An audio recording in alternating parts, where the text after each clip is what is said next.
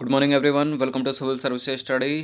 Practice set number 510 पर आ जाइए। UP PCS के लिए प्रैक्टिस करेंगे। इसमें हम हिस्ट्री के प्रश्नों पर, ठीक है, मेडाइवल हिस्ट्री। तो चलिए स्टार्ट करते हैं। तो क्वेश्चन नंबर 1 पर आ जाइए। निम्नलिखित भक्ति संतों पर विचार करना है। दादू दयाल, गुरु नानक, त्यागराज। और बताना है कि इनमें से कौन उस समय उपदेश देता था जब लोधी वंश का पतन हुआ था और बाबर सत्तारूढ़ हुआ था। बताइए। यूपीएससी सिविल सेवा प्रारंभिक परीक्षा में पूछा गया प्रश्न है ये। क्या है इसका उत्तर? देखिए यहाँ देखिए, लोधी वंश का पतन और बाबर का सत्तारूढ़। तो बाबर सत्तारूढ़ कब हुआ? 1526 में एक युद्ध हुआ था, फर्स्ट बैटल ऑफ पानीपत, ठीक है, जिसमें लोधी वंश को हराकर बाबर ने जो है मुगल साम्राज्य की नींव रखी थी। 1526 का समय है ये। अब इसमें त्यागराज तो 1700 के हैं, ठीक है, 17वीं के हैं, तो इनको एलिमिनेट कर दीजिए। गुरु नानक का जो टाइम है ना वो 1469 से लेकर 1539 का है। तो 1539 वाला जो समय उनके बीच का यहाँ पड़ रहा 1526। दादू दयाल भी नहीं होगा। दादू दयाल इसके बाद के हैं, बाबर के सत्तारूढ़ होने के, ठीक है। तो इसका आंसर केवल 2 ही हो जाएगा, ऑप्शन नंबर बी। तो देखिए 1526 में बाबर ने जो है पानीपत के युद्ध में लोधी वंश के शासक इब्राहिम लोधी को हराकर मुगल साम्राज्य की नींव रखी थी। गुरु नानक का जो जीवन काल है वो है 1469 से लेकर 1539, तो इसी के बीच आ रही है वो डेट 1526 की। तो गुरु नानक करेक्ट आंसर है। दादू दयाल का जीवन काल देखें तो 1544 से लेकर 1603 है, मतलब बाद का समय हो गया। और त्यागराज तो और भी बाद के हैं, ठीक है। त्यागराज हैं 1767 से 1847 तक, तो इसलिए इसका उत्तर बी ही सही होगा, गुरु नानक। तो मोटा मोटा याद रखिए, गुरु नानक 14वीं के हो गए, दादू दयाल 15वीं के, और त्यागराज हो गए 17वीं के। क्वेश्चन नंबर 2 पर आ जाइए। खानखा निम्नलिखित में से किससे संबंधित है? खानखा का मतलब है या होता था, इसका अर्थ आश्रम से संबंधित होता था खानका, और ये सूफी आश्रम है, ठीक है, सी है इसका आंसर। तो सूफी मत जो है 12 पंथों या सिलसिलों में संगठित था, और हर सिलसिले का नेतृत्व एक सूफी संत करता था जिसे पीर कहा जाता था, ठीक है। यह पीर अपने शिष्यों या मुरीदों के साथ खानखा अर्थात आश्रम में रहता था। तो ये पूछा जाए कि खानखा का क्या है, खानका क्या होता था? आश्रम। निम्नलिखित में से कौन चिश्ती सूफी संत नहीं है? चिश्ती ख्वाजा मोइनुद्दीन चिश्ती ये तो हैं, बाबा फरीदुद्दीन गज ए सक्कर ये भी हैं, निजामुद्दीन औलिया तो हैं, शेख बहाउद्दीन जकरिया नहीं है, डी नहीं है।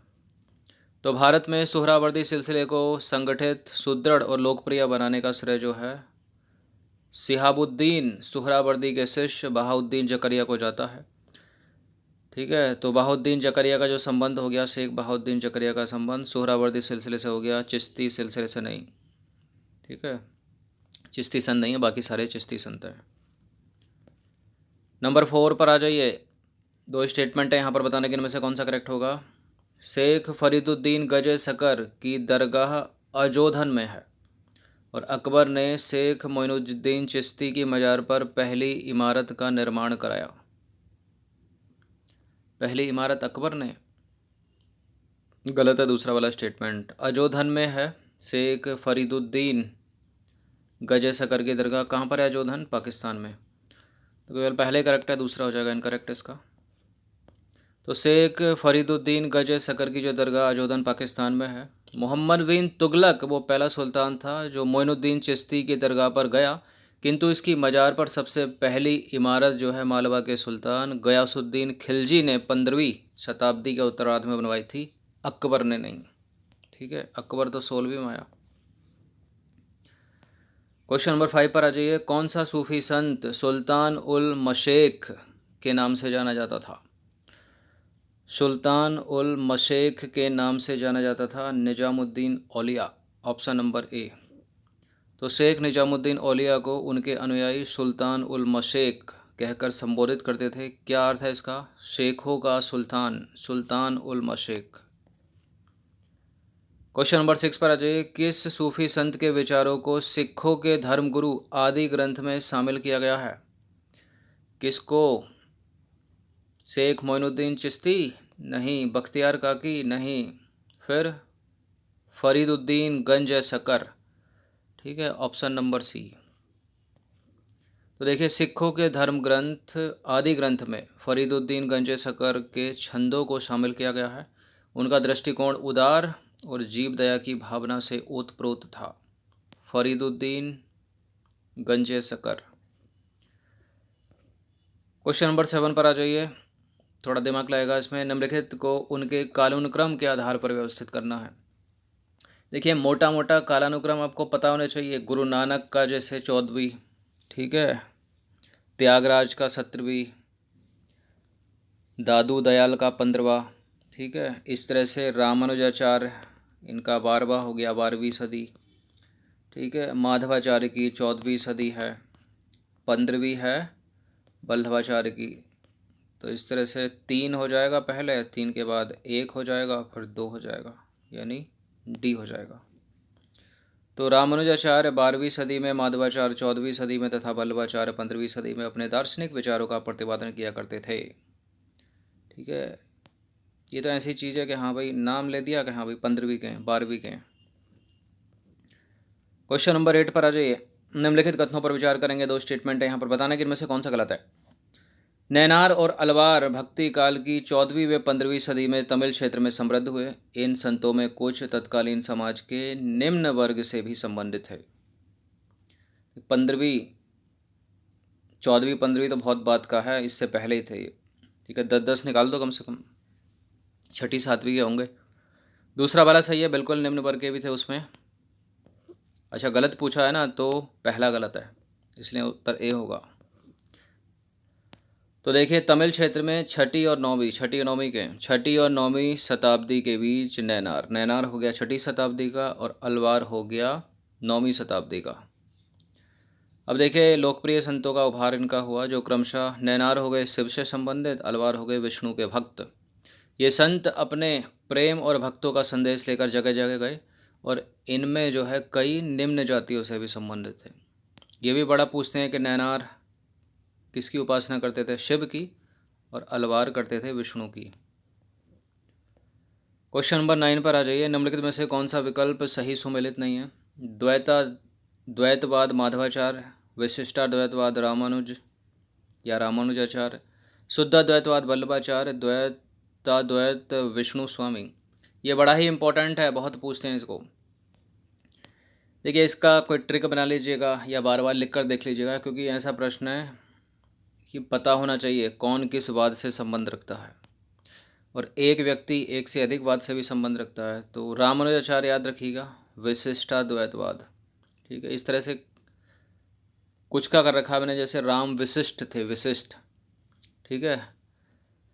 उनके साथ रहते थे बलराम, तो बलराम राम के साथ रहकर शुद्ध हो गए, ठीक है, तो शुद्धाद्वैतवाद से संबंधित हो गए। इस तरह से बनाया कुछ, ठीक है। माधवाचार्य जो है द्वैतवाद, ये भी सही है। विष्णु स्वामी द्वैताद्वैत नहीं है, द्वैताद्वैत है निम्बार्काचार्य, ठीक है, द्वैताद्वैत है निम्बार्क।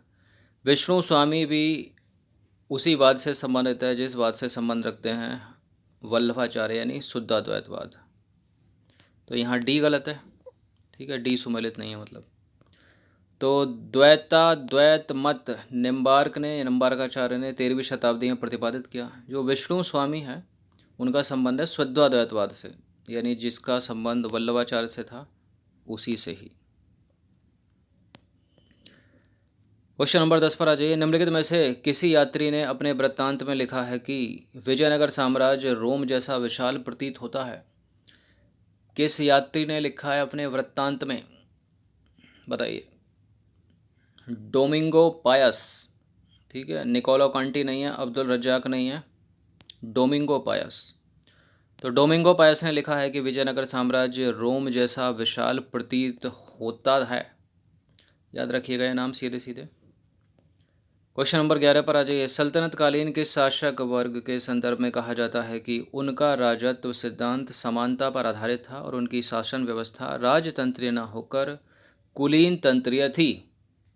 सैयद वंश, तुगलक वंश, गुलाम वंश, लोधी वंश। तुगलक वंश नहीं है, ठीक है, गुलाम वंश भी नहीं है इसका उत्तर। क्या है फिर? ऑप्शन नंबर डी, लोधी वंश। तो सल्तनत काल में लोधी वंश का राजत्व सिद्धांत सरदारों की समानता पर आधारित था और ऐसी स्थिति में उनकी शासन व्यवस्था राजतंत्रीय न होकर कुलीन तंत्रीय थी।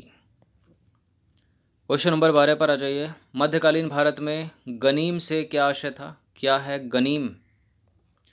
एक प्रकार का तोरण द्वार, विद्वानों को दी जाने वाली आर्थिक सहायता, शाही पत्र विभाग का अधिकारी। लूट का धन है गनीम। क्या है गनीम?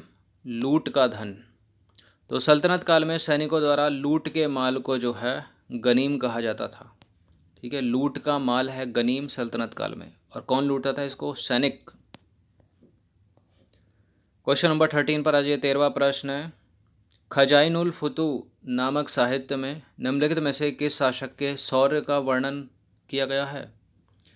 खजाइनुल फुतू में अलाउद्दीन खिलजी के शौर्य का, ठीक है, वर्णन किया गया है। तो देखिए, खजाइनुल फुतू जो है वो अमीर खुसरो की कृति है, जिसमें उसने अलाउद्दीन खिलजी को विश्व का सुल्तान, ठीक है, पृथ्वी के शासकों का सुल्तान, युग का विजेता और जनता का चरवाहा जैसी पदवियों से जो है विभूषित किया। इससे रिलेटेड प्रश्न थंबनेल पर पूछा, उसका उत्तर आपको पता चल गया होगा। नंबर 14 पर आ जाइए। निम्नलिखित में से किस स्थान पर 14वीं सदी में फिरोज तुगलक को अशोक के 2 स्तंभ लेख मिले थे? ये इम्पोर्टेंट है। ठीक है, अशोक को मिले थे 14वीं शताब्दी में, फिरोज तुगलक को मिले थे 14वीं शताब्दी में अशोक के 2 स्तंभ लेख, लेकिन ये उनको पढ़ नहीं पाया। फिर जेम्स प्रिंसेप को बुलाया गया, उन्होंने पढ़े। तो मेरठ और टोपरा में मिले थे। मेरठ उत्तर प्रदेश में, टोपरा हरियाणा में, याद रखना। तो 14वीं सदी में फिरोज शाह तुगलक को मेरठ यानी उत्तर प्रदेश और टोपरा यानी हरियाणा में अशोक के 2 स्तंभ लेख मिले। फिरोज शाह तुगलक ने उन्हें दिल्ली मंगवाया, लेकिन उनको पढ़ने व समझने में असफल रहा वो, और इन लेखों को सर्वप्रथम 1837 में जेम्स प्रिंसेप ने सफलतापूर्वक पढ़ा। ये बड़ा इंपॉर्टेंट प्रश्न है, बहुत पूछते हैं इसको। यूपी पीसीएस अपर और लोअर दोनों का फेवरेट है। और ये डेट भी याद रखिए, कब पढ़ा था ये भी पूछा, 1837 में। अंतिम प्रश्न है, निम्नलिखित में से कौन सा सुल्तान कुतुब मीनार के निर्माण से संबंधित है? बताइए। इल्तुतमिश, अलाउद्दीन खिलजी, फिरोज शाह तुगलक, इब्राहिम लोदी। देखिए, कुतुब मीनार की नींव तो सबको ही पता है किसने रखी थी, कुतुबुद्दीन ऐबक ने रखी थी। कुतुबुद्दीन ऐबक ऑप्शन में नहीं है, और इसको पूरा कराया था इल्तुतमिश ने। लेकिन इल्तुतमिश के बाद भी कुछ सम्राट हुए जिन्होंने समय समय पर इनकी मरम्मत करवाई, तो वो भी इससे संबंधित हो जाते हैं, जैसे कि फिरोज शाह तुगलक। ठीक है, ए और 3 ऑप्शन में है क्या? ऐसा तो कोई ऑप्शन है नहीं। ठीक है, अलाउद्दीन खिलजी ने भी इसकी मरम्मत कराई थी, वो भी हो जाएगा। इब्राहिम लोदी भी हो जाएगा। ठीक है, याद रखना है इसको। तो डी हो जाएगा उपरोक्त सभी। तो कुतुब मीनार का निर्माण कार्य जो है कुतुबुद्दीन ऐबक द्वारा लगभग 1199 ईस्वी में आरंभ कराया गया था, जिसे इल्तुतमिश ने 1229 में पूर्ण किया। बाद में विभिन्न कारणों से क्षतिग्रस्त होने पर अलाउद्दीन खिलजी ने, मोहम्मद बिन तुगलक ने, फिरोज शाह तुगलक ने, इब्राहिम लोदी ने समय समय पर इसकी मरम्मत कराई। ठीक है, तो नाम याद रखना, फिरोज शाह तुगलक, मोहम्मद बिन तुगलक, अलाउद्दीन खिलजी भी और इब्राहिम लोदी भी। तो 15 प्रश्न थे इम्पोर्टेंट। कुछ प्रश्न इसमें बहुत इम्पोर्टेंट है, जैसे कि सूफी संत से रिलेटेड अलवार नैनार कौन किसका भक्त है? ठीक है, कौन शुद्ध अद्वैत से, कौन अद्वैत से, कौन द्वैताद्वैत से। चलिए, और कुछ पदवियाँ, ये भी इम्पोर्टेंट है, पूछ ली जाती हैं। धन्यवाद, प्रैक्टिस कर लीजिएगा। एक लाइक कर सकते हो आप अगर टेस्ट पसंद आता है तो, और एक अपने किसी एक मित्र के साथ शेयर कर सकते हो जो कॉम्पिटिटिव एग्ज़ाम की तैयारी में लगा है।